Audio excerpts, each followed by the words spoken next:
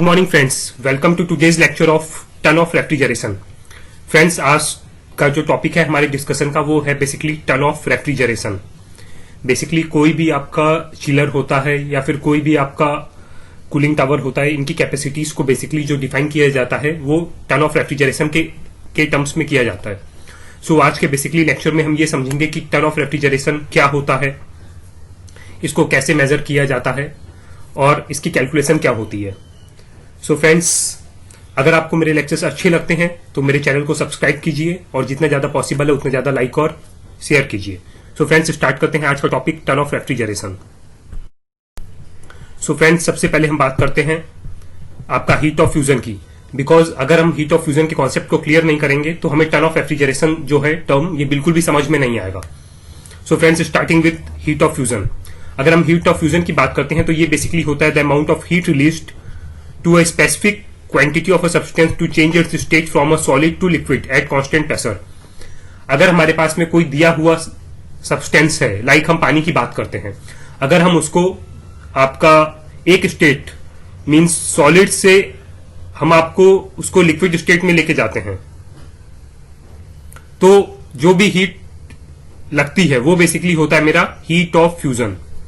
Friends, दोबारा repeat करता हूं, अगर मैं किसी भी सब्सटेंस को, लाइक मैं आपका आइस की बात करता हूं, आइस को अगर मैं मेल्ट करवाता हूं आपका पानी में तो जो अमाउंट की हीट रिलीज होती है उसको बेसिकली बोलते हैं हीट ऑफ फ्यूजन। याद रखिएगा फ्रेंड्स, हीट ऑफ फ्यूजन ये बेसिकली आपका लेटेंट हीट होती है। लेटेंट हीट के केस में कभी भी जो सब्सटेंस होता है उसका टेम्परेचर चेंज नहीं करता है, उसका टेम्परेचर सेम रहता है, खाली उसका फेस चेंज होता है। मीन्स जैसे मैंने आपको आइस का एग्जांपल दिया, आइस 0 डिग्री सेंटीग्रेड पे है, पानी भी 0 डिग्री सेंटीग्रेड पे है। ये आपका आइस को जस्ट सॉलिड से लिक्विड फॉर्म में कन्वर्ट करेगी। इसमें जो हीट रिलीज होगी वो होगी बेसिकली आपका हीट ऑफ फ्यूजन। फ्रेंड्स, दोबारा रिपीट करता हूं, जो हीट मेरी रिलीज होगी वो होगी यहां पे heat of fusion. 1 KG ice को 1 केजी पानी में मेल्ट करने के लिए दोनों का टेम्परेचर 0 डिग्री सेंटीग्रेड है। आगे देखिए friends, when melting 1 kg of ice eight 0 degree centigrade, अगर हम 1 kg बर्फ को जो मेरा 0 डिग्री सेंटीग्रेड पे है उसको मेल्ट करते हैं आपका 1 kg पानी में कन्वर्ट करने के लिए, दोनों का टेम्परेचर सेम रहता है, तो जो यहाँ पे हीट रिलीज होती है वो बेसिकली होती है 333.55 kilo joule per KG. Friends, दोबारा रिपीट करता हूं, ये नीचे का डायग्राम आप देखिए, आपको ज्यादा अच्छे से क्लियर रहेगा।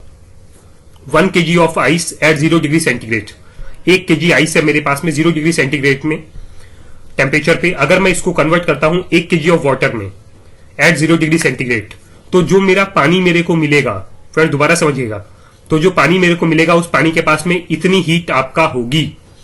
मान लीजिए मैं बोल के चलता हूं कि 1 KG of ice eight 0 degree centigrade, मैं आपको एक एग्जांपल दे रहा हूं, इसको एग्जैक्ट मत समझिएगा। मान लीजिए 1 KG of ice eight 0 degree centigrade, इसके पास में 0 किलो जूल एनर्जी है, तो जब ये आइस पानी में कन्वर्ट होगी means 1 kg of water at 0 degree centigrade, तो उसके पास में इतनी एनर्जी आ जाएगी 333.55 kilo joule per KG. Hope friends अब आपको क्लियर हो गया होगा। अगर मैं इस प्रोसेस को बिल्कुल रिवर्स करता हूं फ्रेंड्स, मीन्स मान लीजिए 1 kg of ice eight 0 degree centigrade मेरे पास में है, इसको मैं कन्वर्ट करता 1 kg ऑफ वाटर मेरे पास में है एट 0 डिग्री सेंटीग्रेड, इसको मैं कन्वर्ट करता हूं 1 kg of ice eight 0 degree centigrade. इस केस में क्या रहेगा, जो मेरा पानी है उसको इतनी हीट लूज करनी पड़ेगी।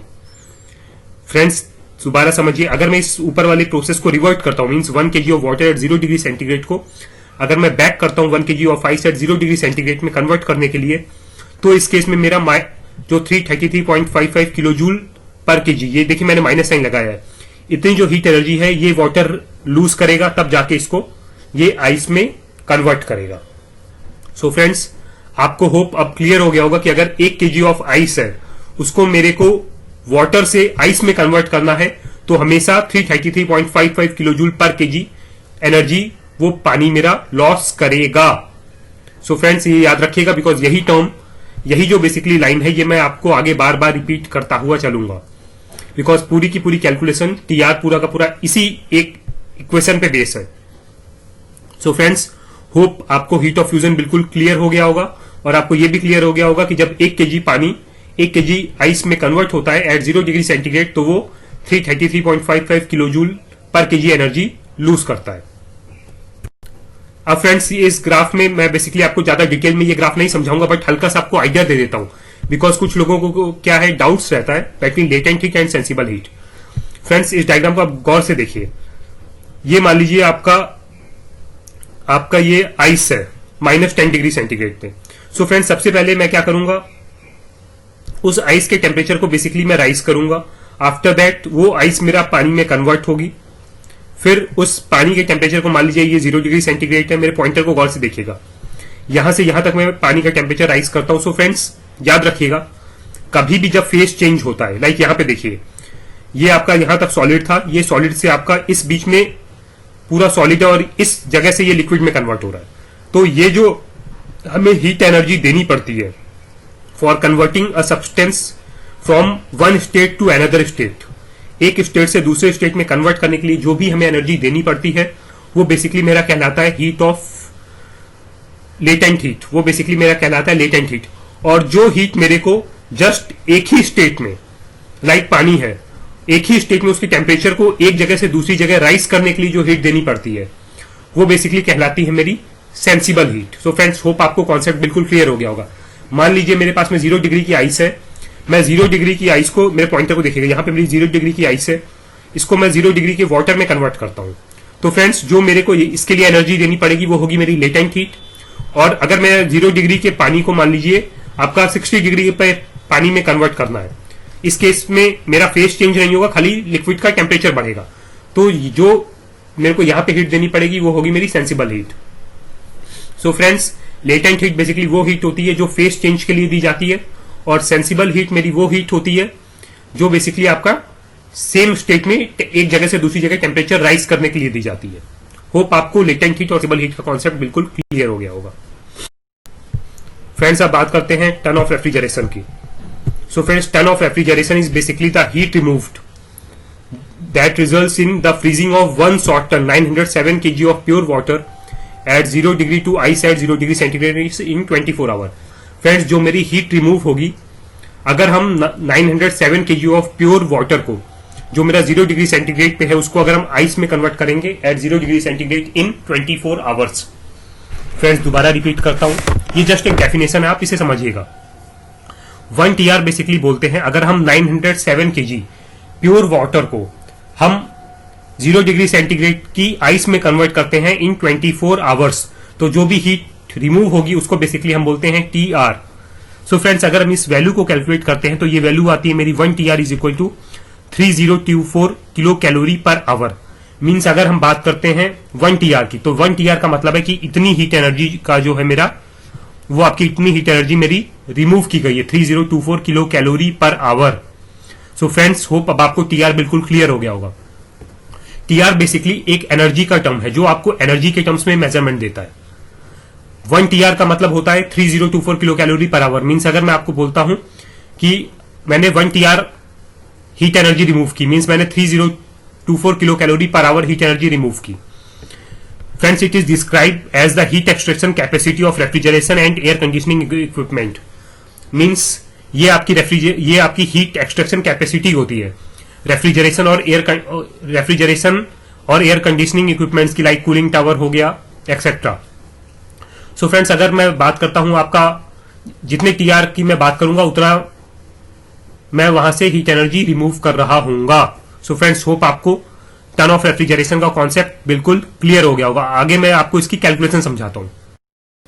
सो फ्रेंड्स अगर हम बात करते हैं कैलकुलेशन ऑफ TR, तो मैंने आपको पहले भी ये पहली स्लाइड में बताया कि 1 kg of water at 0 degree centigrade की अगर आइस में कन्वर्ट होता है एट 0 डिग्री सेंटीग्रेड, तो ये 333.55 kilo joule per KG energy release करेगा। सो फ्रेंड्स अगर मैं इस एनर्जी को जो ऊपर दी गई है इसको अगर मैं किलो कैलोरी में कन्वर्ट करता हूं, तो मेरे को ये किलो जूल में है, किलो कैलोरी में कन्वर्ट करने के लिए 4.18 से डिवाइड करना पड़ेगा। तो ये वैल्यू मेरे को इजिली मिल जाती है 80 किलो कैलोरी पर केजी। सो फ्रेंड्स अगर मैं इसको कैलकुलेट करता हूं, heat released in kilo calorie for 907 kg, ये देखिए ये मेरा फॉर पर केजी ऑफ आइस है। जैसा कि मैंने आपको बताया था TR कैलकुलेट करने के लिए हम 907 kg ऑफ आइस को बेसिकली हम वाटर को आइस में कन्वर्ट करते हैं। तो मैं इसको 907 kg के लिए कन्वर्ट करूंगा। 80 into 907 is equal to 72560 kilo calorie आ गया मेरा। अब फ्रेंड्स मेरे को टाइम दिया गया है बिकॉज मेरे को हीट रिमूव करनी थी 24 आवर्स में। ये मेरे को जो आइस को कन्वर्ट करना था वाटर में, ये 24 आवर्स का मेरे को टाइम दिया है। तो फ्रेंड्स इसको मैं जो भी हीट मेरे ऊपर रिमूव हुई है इसको मैं 24 से डिवाइड कर दूंगा, तो मेरे को इजिली वैल्यू मिल जाएगी 3024 किलो कैलोरी पर आवर, जो है मेरा बेसिकली टीआर, जो मैंने आपको लास्ट स्लाइड में कैलकुलेशन से समझाया। सो फ्रेंड्स होप अब आपको टीआर और उसकी कैलकुलेशन बिल्कुल क्लियर हो गई होगी। Friends 1 TR is equal to 3024 kilo calorie per hour. अब फ्रेंड्स हम बात करते हैं सिग्निफिकेंस क्या होता है टीआर का। मीन्स आप टीआर से को अगर कोई आपसे सीधा बोल दे कि ये जो कूलिंग टावर है, मान लीजिए छोटा सा एग्जांपल देता हूं, आप इस डायग्राम को गौर से देखिए, ये कूलिंग टावर है। आपसे कोई बोलता है कि ये कूलिंग टावर 50 टीआर का है, तो फ्रेंड्स 50 टीआर का मतलब क्या हुआ, आपको पता है कि 1 टीआर में 3024 kilo calorie per hour heat remove होगी। सो फ्रेंड्स 3024 इंटू 50, बिकॉज आपको बोला गया है कि ये कूलिंग टावर 50 टीआर का है। सो दैट मीन्स ये जो आपका कूलिंग टावर है ये basically 151200 kilo calorie per hour heat remove करने की ताकत रखता है। फ्रेंड्स दोबारा रिपीट करता हूं, अगर आपको कोई बोलता है कि ये कूलिंग टावर 50 टीआर का है, तो आप सीधा सा उसे 1 टीआर की वैल्यू आपको मैंने बता दी है 3024 किलो कैलोरी पर आवर है, उसको आप 50 से मल्टीप्लाई कीजिए, तो आप इजिली बोल सकते हैं कि ये जो मेरा दिया हुआ कूलिंग टावर है ये 151200 kilo calorie per hour heat remove करने की कैपेबिलिटी रखता है। हमें टीआर से ये चीज पता चलती है। सो फ्रेंड्स होप आपको टीआर बिल्कुल ही क्लियर हो गया होगा। सो फ्रेंड्स आज के लेक्चर में बेसिकली इतना ही। होप आपको आज का मेरा लेक्चर अच्छा लगा होगा। कल के बेसिकली लेक्चर में हम डिस्कस करेंगे different parts of cooling tower. So friends till then goodbye, have a nice day.